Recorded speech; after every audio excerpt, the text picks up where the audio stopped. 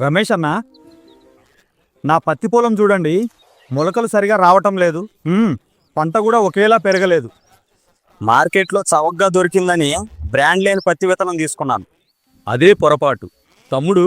విత్తనం పంటకు పునాది. నేనెప్పుడు పరిశోధన ఆధారిత బ్రాండెడ్ పత్తి విత్తనాలనే వాడతాను. ఇవి టెస్టింగ్, ఫీల్డ్ ట్రయల్స్ తరువాతే వస్తాయి. కొంచెం ఖరీదైన మంచి మొలకలు, సమానమైన మొక్కలు, బలమైన వేర్లు, నమ్మకమైన దిగుబడిస్తాయి. బ్రాండ్ లేని విత్తనాల్లో గ్యారంటీ లేదు, బాధ్యత లేదు. మీరు చెప్పింది నిజమే. ఆరంభం తప్పైతే మొత్తం నష్టం రైతుదే. విత్తనంపై రాజీ అంటే మన కలలపై రాజీ. ప్రతి విజయవంతమైన పంట సరైన విత్తనంతోనే ప్రారంభమవుతుంది. ఈ సీజన్లో తెలివిగా ఎంపిక చేసుకోండి.